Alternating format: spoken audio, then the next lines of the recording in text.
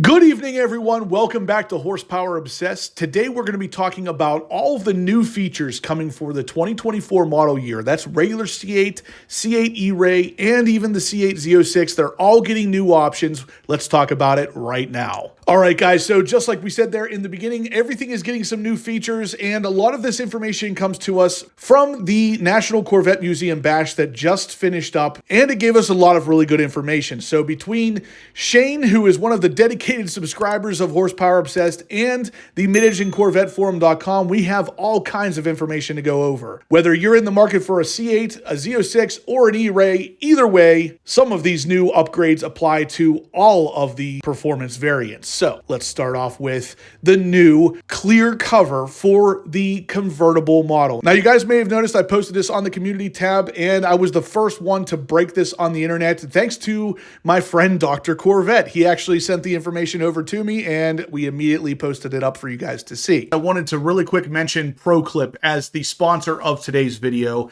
Whether you have a C6, a C7, or a C8 Corvette, ProClip makes the mount that you're going to want for your car. It's an extremely easy to install system that does not require any kind of permanent modification, tape, or screws. It clips in and it can be removed as easily as it is installed. Like I said, it is a two-part system, meaning that it will have just the arm for the C8 Corvette that wraps around the back of the infotainment system, and then you will choose whichever mount best fits your phone to go on the front. The best part, you can actually save 10% just by using the code HPO10 and following the link in the description down below. If you had a convertible car, you can now see the engine bay thanks to GM finally getting with the times, so to speak, seeing what was out there aftermarket and kind of adapting to it. So now they do offer their own version of this. Now, the pictures you're seeing here on the screen, I have been told are a one-off. They are a man-made option, and it will look similar to this, but the final product is going to look better, more complete, less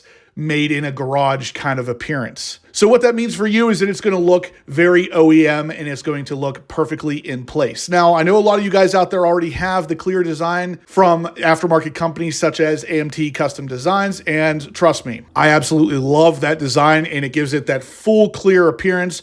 But my only concern is if you look at the back of the cover here, you can clearly see there is heat insulation still around that clear part that goes over top of the engine bay. And I can't help but think that there's a reason for that. Now, it is possible that the future variations of this from GM won't have that heat insulation. And if it doesn't, then I don't understand at all why GM didn't go with a full clear option like AMT Custom Designs has. Either way, time will tell on that, but it is nice to see that GM is seeing the aftermarket stuff and working on it themselves to incorporate it in an OEM style way. The new see-through engine cover is going to be called the ZZ3 Convertible Engine Appearance Package. So just like the coupe has, we do now get an offering for the convertible for the engine appearance package, and GM's description of it says officially that the engine window is under the tonneau and it can be viewed in the service position. You can use the fob to open it halfway so you can always see that engine just like you can on the coupe.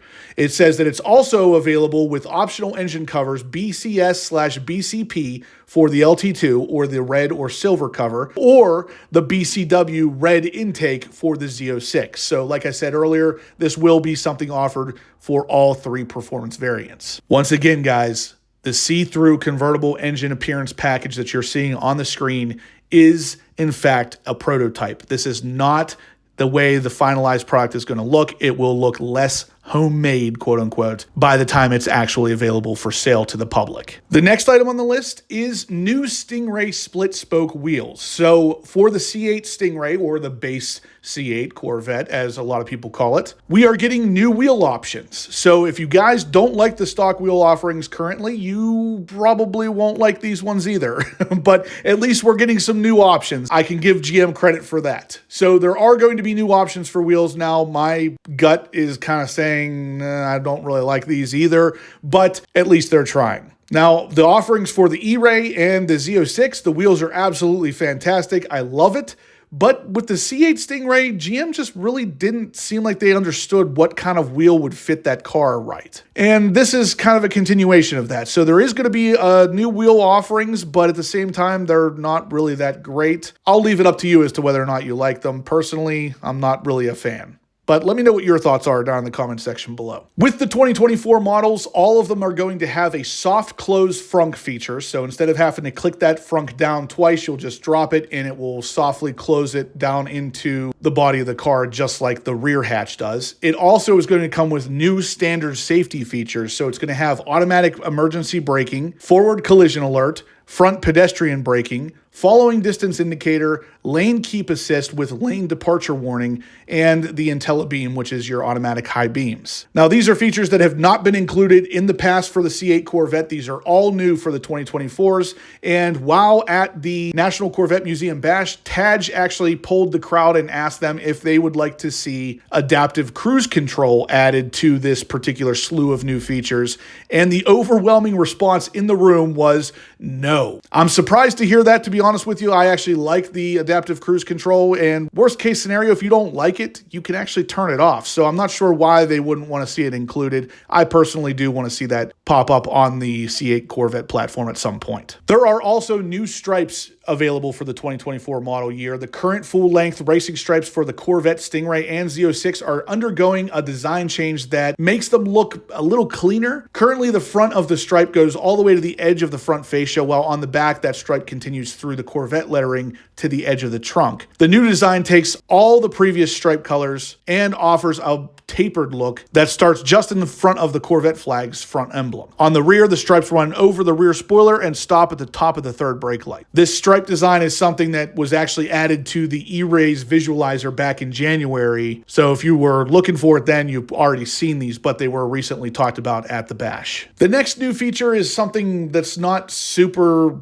important, but it is kind of interesting to see that GM is updating these as the time goes on with this platform. And this is something that came to me from my friend Shane, the subscriber here on the channel, and it's called New Driver Mode Selector Animations. So whenever you change the drive mode of your car, you get that little animation on the screen and on the infotainment system, kind of showing you what mode you're going into. Now there's going to be new animations, and this is kind of what they're going to look like. This is not animated, but it's going to kind of show the car on just a regular street versus a car in a canyon run situation where you would be doing like sport kind of driving, then a car in a rainy situation, which would be your weather situation, of course, and then ultimately the yellow car is on the track for your track setting. So like I said, it's not anything super imperative to the operation of the car, but it is interesting to see GM updating these over the years with this platform. That's pretty much all I've seen for the new features of the 2024 models, but I also wanted to talk a little bit about Shane's experience down there at the museum and what he has heard on the actual assembly line. One of the biggest things that came from the assembly line is the fact that the ERAYs are currently being built. Now, I can't tell you for sure that those ERAYs are for any kind of sale or personal use. I think they're still the test units, but they are currently going down the line to make sure that there's enough of them made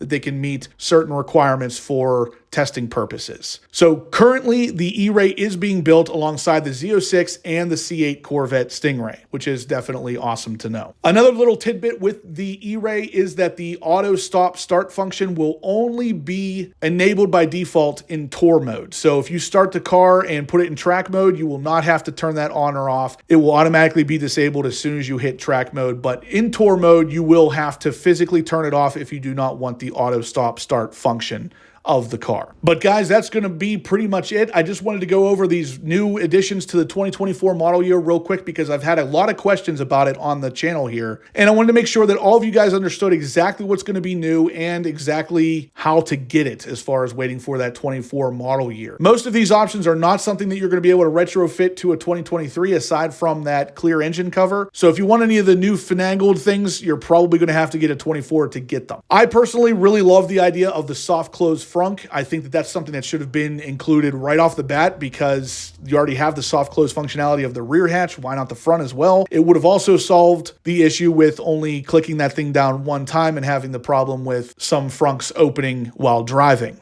So I'm not sure why they wouldn't have just done that from the beginning. Anyway, guys, if you liked the video, please smash that thumbs up button. Let me know you're liking the content so we can keep this news video stuff coming for you guys. I love making these videos. I love keeping you guys up to date.